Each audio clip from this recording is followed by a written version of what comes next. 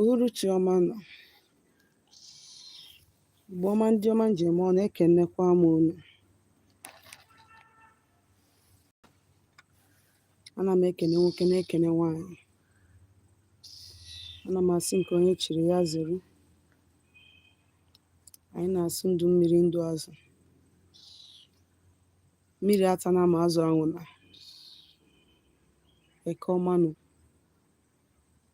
Eke udo. Eke ọmụmụ. Eke agamniru. Eke ihe akwakụ n'ihe nwenwe. Eke ụba. Anyị na-asị ka eke ketara anyị ndụ, kepụrụ anyị ọnwụ, ketara anyị udo na agamniru, ihe akwakụ n'ihe nwenwe, ogologo ndụ na-arụ isi ike. Anyị na-asị ka ọmaka meela anyị tata. Tata bụ ụbọchị eke. Aka nri anyị bụrụ aka nri ọma. Anyị bute n'aka nri, bute n'aka ekpe, bute n'iru, bute n'azụ.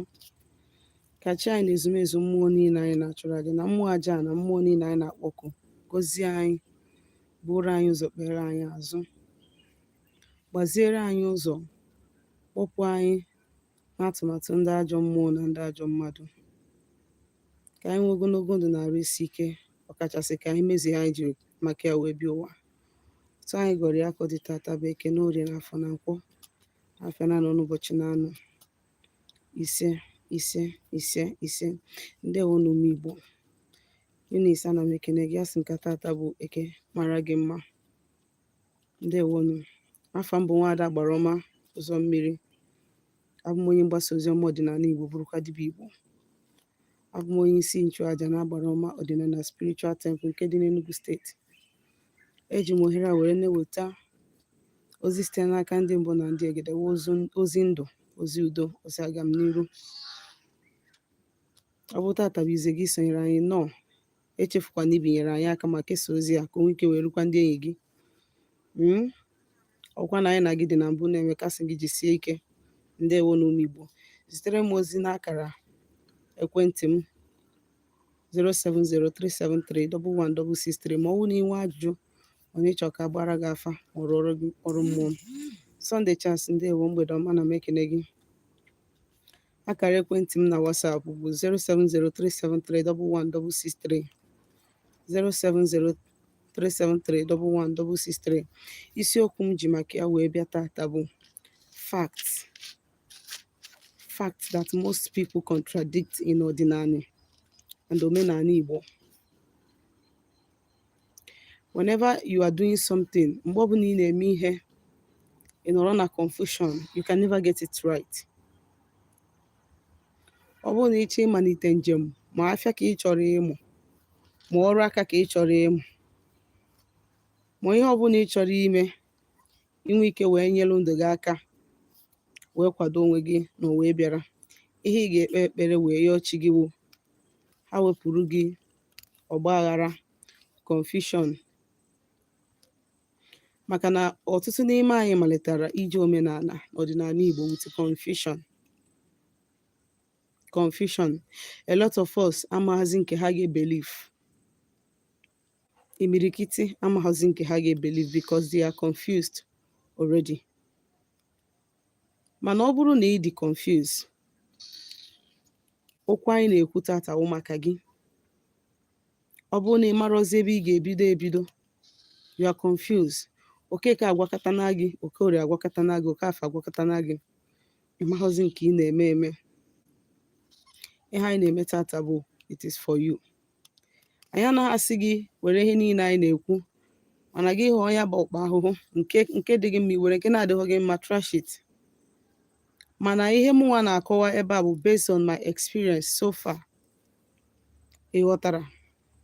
Anaghị amasị na nke mụnwa wụ ejesi ọgwụ, mana experience ka mụnwa ji ekwu okwu na-ekwu na mgbede a. Abịa n'ala Igbo, o nwere ife a na-akpọ omenala, nwe ha na-akpọ ọdịnala. The thing is that many people are misunderstanding and they are contradicting this word. Omenala, ọdịnala. Ọdịnala bụ nkwenyere ndị Igbo. Culture and tradition. Ọdịnala bụ nkwenyere ndị Igbo. Now I want to quickly give you example of Odinana. Simple explanation nkwenyere ndị Igbo ka ọ bụ.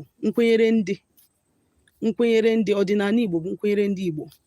Ọdịnala ndị South Africa bụ nkwenyere ndị South Africa. Nkwenyere ndị ihe ndị a kwenyere na ya.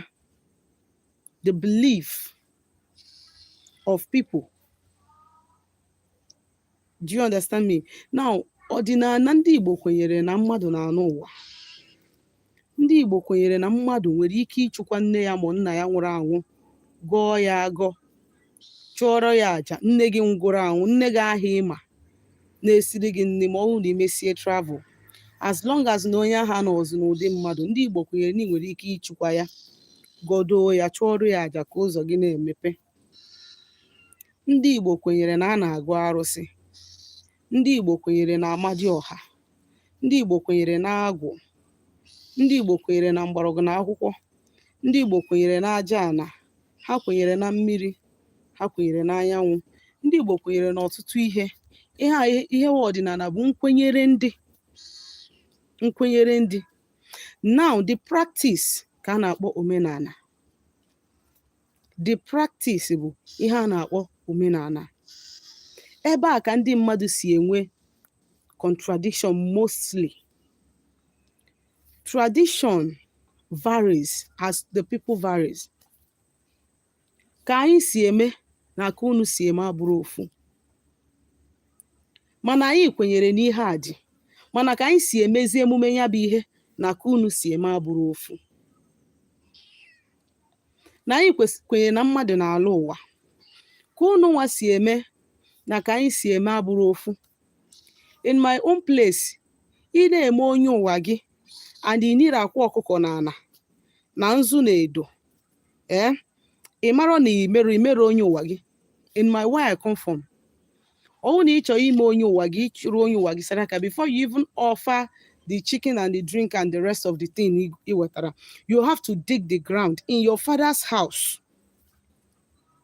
You have to dig the ground, bury egg, native egg, nzu edo, kwubi okwu na ya wee nie ya before you start the sacrifice. Ihe ndị be anyị na-akpọ ime onye ụwa bụ ini akwa ọkụkọ. That is what we call it. Isi na imegoro onye ụwa gị n'obodo ajụọ gị n'igokwa akwa. But in so many places ọ jụrụ otu anwa. Because they do not, probably their ancestors do not believe that na without akwa ahụ na ha ma mmenwuru onye ụwa ha. So mụnwa ịbịa mee enforce on you is totally wrong. Mụnwa ịbịa force ya on you that you must do it like this because this is the way my own people do it. It is wrong.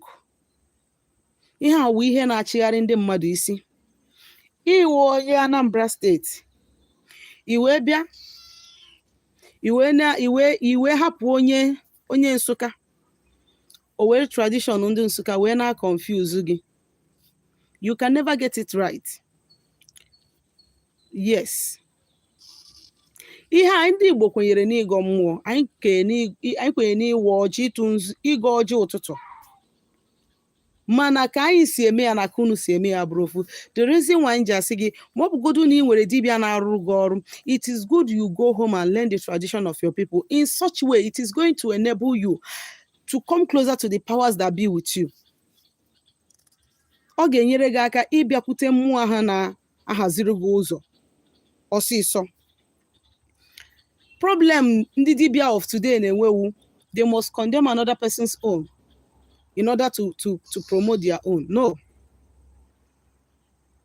You don't have to condemn another person's own. Because as long as Nandi Igbo na-asụ n'onu enwe different traditions. And onye Anambra cannot come and force tradition on me. Ama m ihe gbasara agwụ ọfụma. Ama m ihe gbasara agwụ ọfụma mana ndị be anyị anaghị arụ agwụ. My people, where I come from, anyị anaghị arụ agwụ. Awụ onye ukeghe. We don't install agwụ. Ihe anyị na-eme, ihe anyị na-adọtụ bụ ọnụ anyanwụ, ọnụ Chukwu okike ka anyị na-adọ. For that reason, mụ nwere right ịbịa condemn onye ndị na-eme agwụ. because na gịnị omenala nke ha o nwere ike ya bụrụ ihe ahụ anyị na-akpọ ịdọtụ ọnụ Chukwu okike bụkwa the same agwụ ahụ ndị ahụ na-eme mana ihe anyị na-akpọ ya na ihe a na-akpọ ya bụrụ ofu emume nke anyị na nke ha bụrụ ofu but spiritually na the same thing ka ha na-echa na-eme gịnị represent. So for that reason m nwere ike ịbịa kịta na si na ndị na-eme emume agwụ dị wrong ma na ndị na-arụ agwụ amara ihe ha na-eme, it is wrong. Ọ dị wrong. Ọ dị wrong. Ọ dị ka ihe gbasara afịfịa mgbara ọgwụ na akwụkwọ anyị na-eme. Enwere ike gị hụ ọgwụ m ji eme enye ure. Ifu another person ọ bụ na onye ahụ ji eme awele. Enwere ike gị ifu ọgwụ m ji eme ọsa. Ifu onye ọzọ ọ bụ na o ji eme enye ule. Enwere ike gị ifu ọgwụ m ji eme ọsa. Ifu onye ọzọ ọ bụ na o ji azọ nwaanyị na-enwe afọ ọkụ, onye dị ime na-enwe afọ ọkụ, nwa chọrọ ịpụnahụ apụnahụ. It is because the powers and the spirit that comes with us are different. Ọ maka na mmụọ anyị so bi ụwa dị n'iche n'iche. Chi nọrọ anyị ụwa dị n'iche n'iche. Mmiri anyị so ya wee bi ụwa dị n'iche n'iche. Our ancestors, they are different. For that reason, my own na nke gị ama mbụnata ofu. And you must not condemn my own for you to promote your own. N'ihe ka mkpa bụ when you understand that na ọ dị mkpa onye Igbo igodo mmụọ ya na ya so bi ụwa na ọ dị mkpa onye Igbo ịgba afa. During the time of our ancestors, like the time of my grandfather, ka nsi wee nụ amahom ya. Ka nsi wee nụ na this man anaghị agba afa mana ọ na-anụ na ntị direct and ihe ọbụla ọ nụrụ ọgwa gị ya, that is how it is.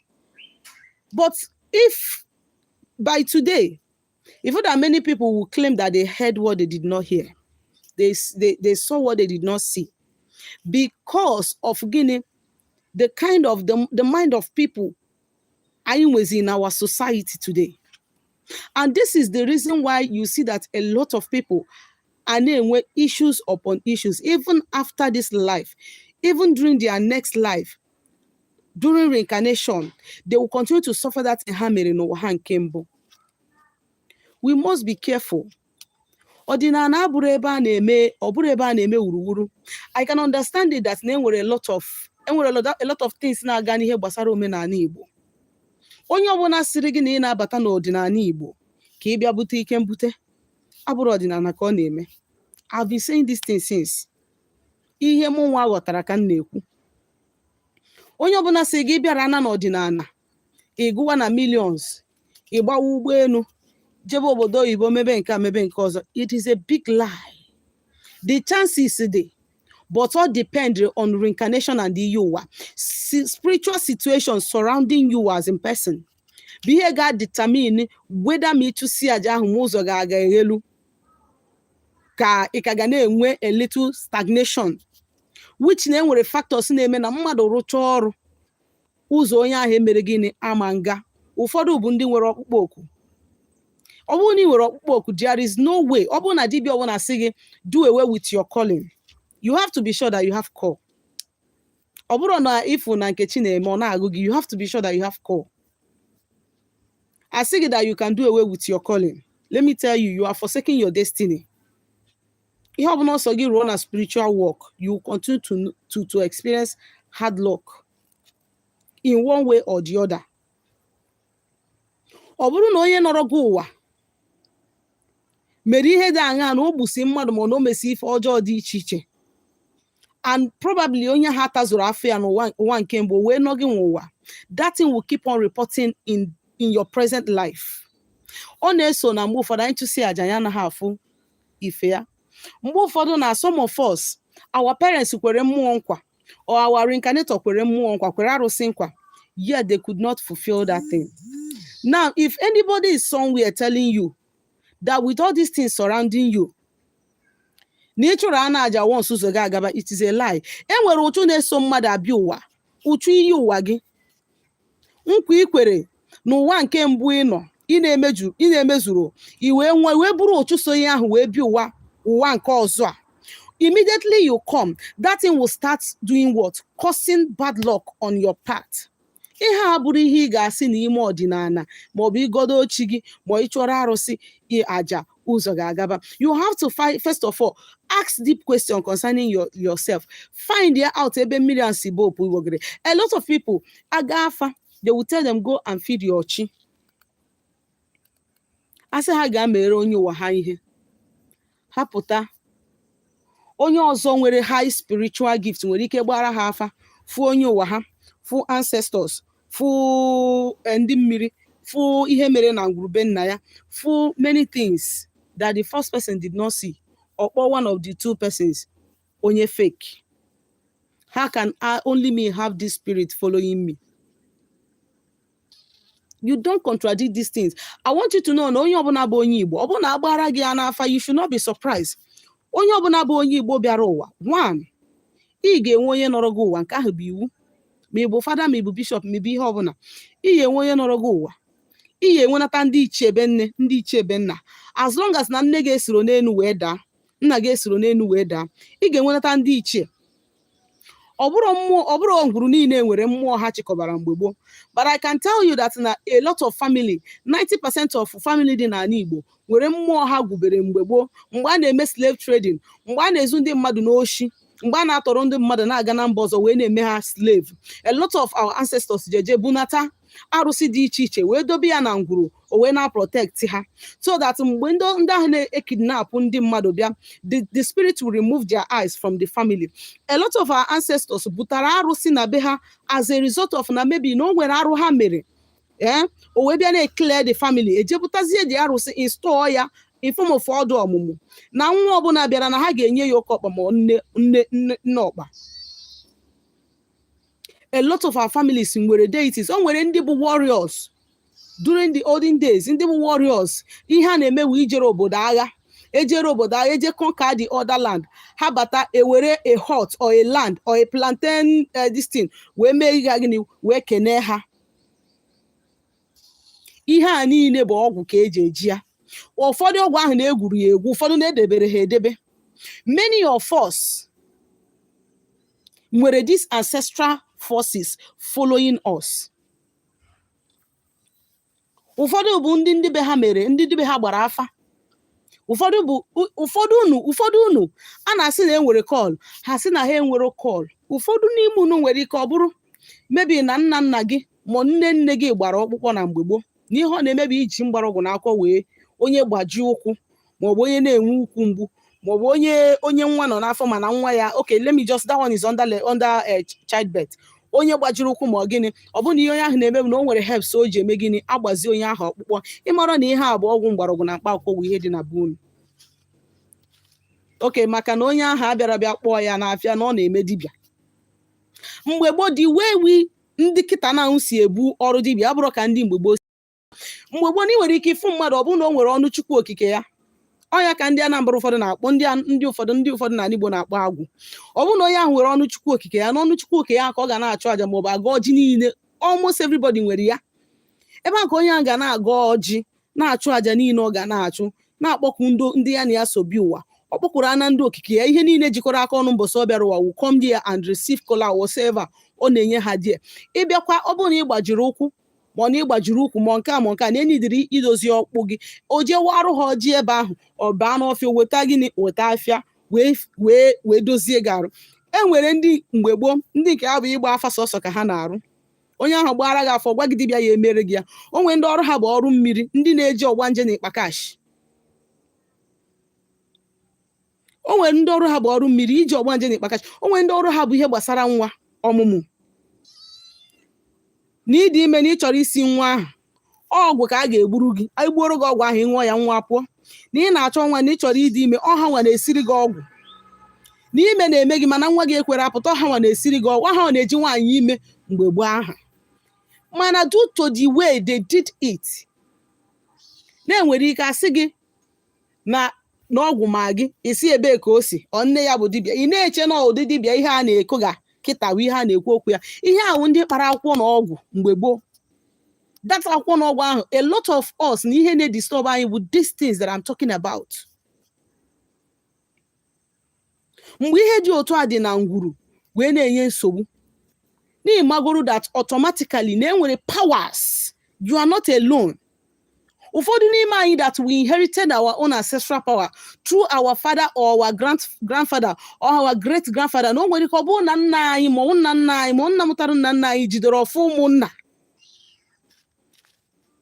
ọ bụrụ na onwegoro mmụọ soro ọfọ ahụ wee nata ọ na-enye nri, at the end of the day maybe mgbe a chọrọ iwepụ ọfọ ahụ, maybe mgbe o rụzuru onye ọzọ, enwezie some entities that decided to stay back to watch the family before the ọfọ will now go to another place. Imirikiti n'ime anyị mere gịnị, nwere these spirits following us. So once ị ma na inwegoro altar dị na be nna gị so gị, ancestral altar dị na be nna gị so gị, already you know that you have to settle them. Anaghị agwa gị agwa, anaghị agwa gị agwa, mana o nwere ike ya bụrụ otu anyị nwa si eme nke anyị ka unu si eme nke unu. Ihe a bụ ihe na-ebute nsogbu n'ihe ọdịnala anụ anyị na-eme.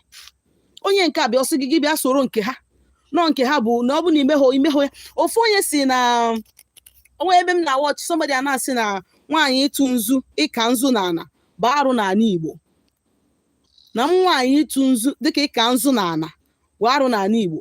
Onye nke ọzọ asị na nwaanyị ịtụ nzu atọ bụ arụ n'ala Igbo.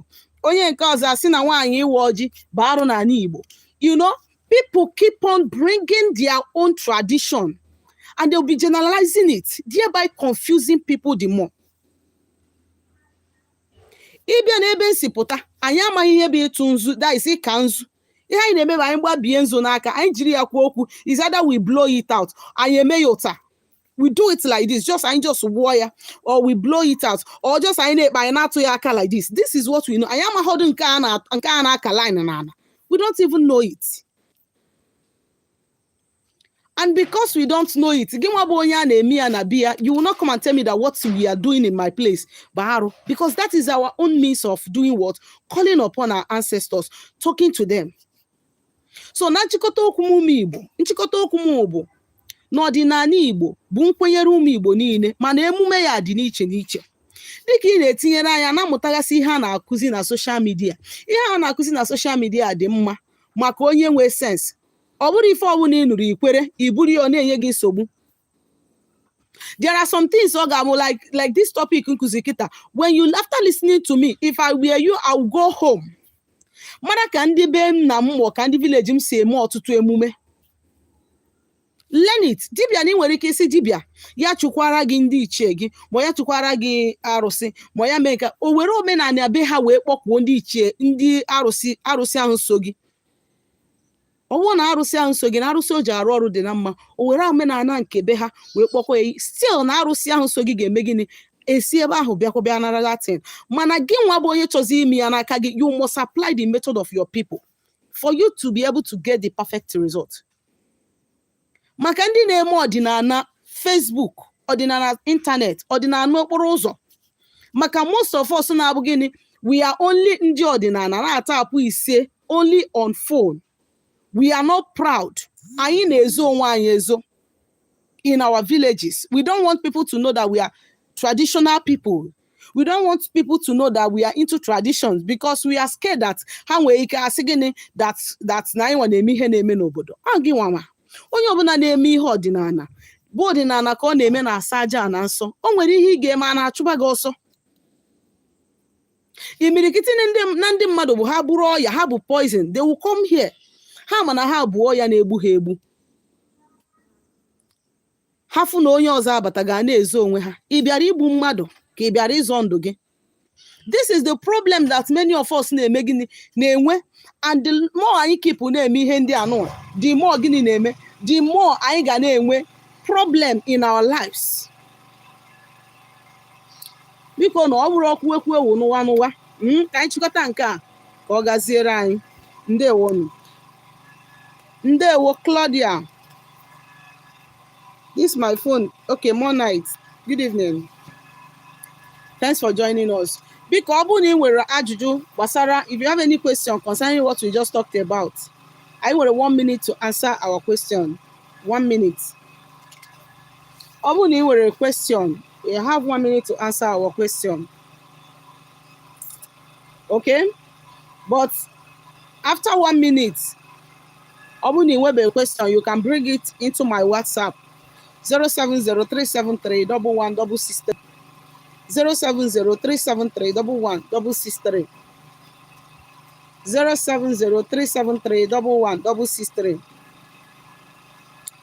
Ngwa ka emesianụ.